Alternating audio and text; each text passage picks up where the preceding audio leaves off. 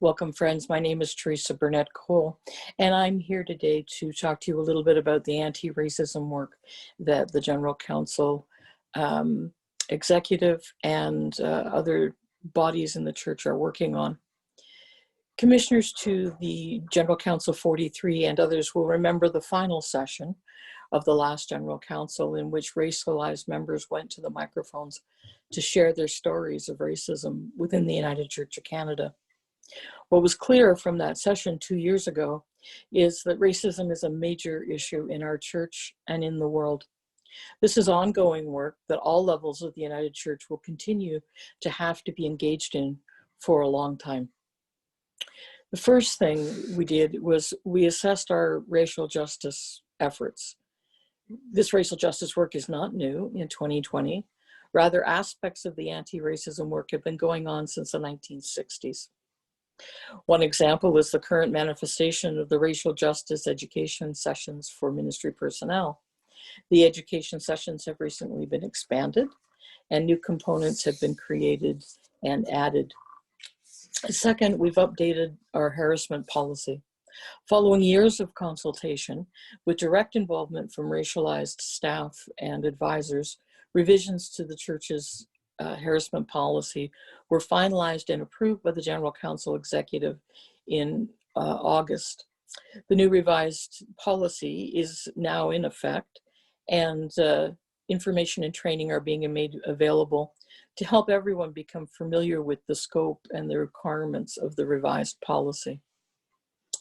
3, a new position has been created dedicated to anti-racism work, and it will be in the General Council office, reporting directly to the General Secretary. This individual will ensure that the various pieces of related work are coordinated, that information about the work is shared, and that learning opportunities are made widely available. We're also doing some of this work ecumenically, jointly, that is, with other denominations in Canada, as well as with our full communion partner, the United Church of Christ in the USA. Further work is being done with the Canadian Council of Churches, of which we're a member, and resources are also available from the World Council of Churches in relation to the International Decade for People of African Descent. We want to assure you that we're working on coordinating all of this work. Currently, the United Church has several different elected members and advisory volunteer groups working on different aspects of the church's racial justice work at a national level. There is the GCE Anti-Racism Working Group, the White Privilege Working Group, the Indigenous Peoples Reference Group, the Racialized Peoples Reference Group, as well as staff involvement. In September, all these groups met jointly twice to discern next steps and to make sure that further work would be coordinated. One of the proposals that's coming out of all of this work is the proposal that the United Church become an anti-racist denomination. When the recalled General Council 43 meeting happens later this month, commissioners will be asked to consider a proposal that the United Church of Canada might deepen its racial justice work by making a clear and equivocal commitment to becoming an anti-racist denomination. This proposal will give the General Council the opportunity to do 3 things. First, make a clear statement committing the church to becoming an anti-racist denomination. Second, to empower the General Secretary to implement the necessary frameworks and the strategic directions, including processes for the whole church to continue to live into this commitment.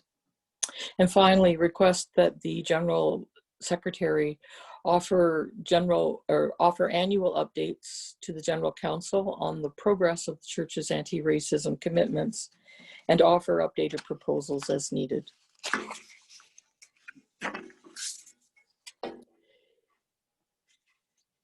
In order to become an anti-racist denomination, we have to frame what we mean by anti-racism. Because we can name ourselves an anti-racist denomination, but we can't really become that unless our people understand what is meant by it and how they're part of it. a new clear and plain language document called Working to Get Towards Being an Anti-Racist Denomination will be available shortly to all members of the church, regions, communities of faith, and other United Church groups. We'll all be encouraged to share responses to the question, what are you doing in your part of the United Church to work towards the goal of being anti-racist? Finally, in order to be successful, we need to develop a clear and comprehensive anti-racism strategy for the United Church. And a strategy is one that clearly names what we want to accomplish, who will do what, and how we will get there. It'll have clear goals, objectives, and initiatives. It might explore questions such as, how will we know that we're making progress towards being an anti-racist denomination? What specifically will we need to attend to as we work towards racial justice? 5 years from now, what will the United Church look like and feel like as part of its journey towards racial justice? Now, you might be wondering after all of this, whether the United Church is worse than the rest of Canada. Well, we aren't, and it isn't, but the church is an accurate reflection of Canadian society. Here's just a few things to consider when thinking about racism in Canada. Racism has been built into the fabric of Canada from its earliest days. It's not simply an export from the United States, nor are we simply Canada the Good and the final terminus of the Underground Railroad. We need to understand that slavery was practiced by many Indigenous nations in what is now Canada, and slavery was also practiced by settlers in what is now Ontario until 1793.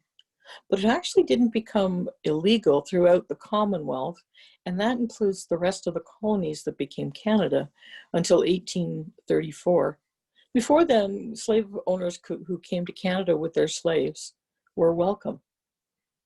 The 19th and 20th century were periods of high immigration, and each new wave of immigrants were met with intolerance and suspicion, beginning with the Irish, and then the Chinese, who were called the Yellow Peril, and then the post-war waves from Eastern and Southern Europe were given racially pejorative names, and recent waves of Asian, African, and Caribbean immigrants have also faced stiff racism.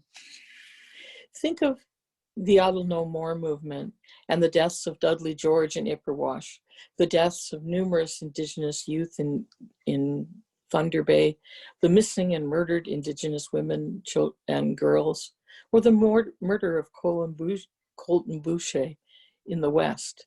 There are lots of examples of racism against Indigenous people. There are also lots of examples that have been brought forward from the Black Lives Matter movement.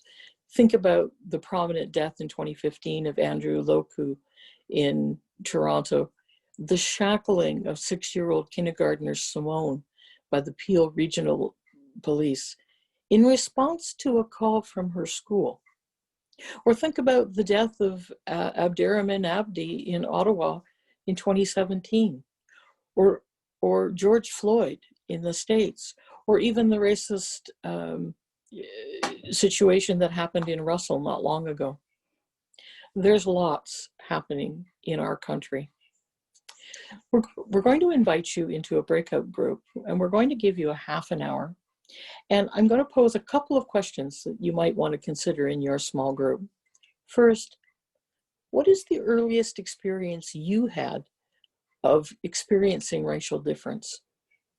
What is the earliest experience you had of experiencing racial difference?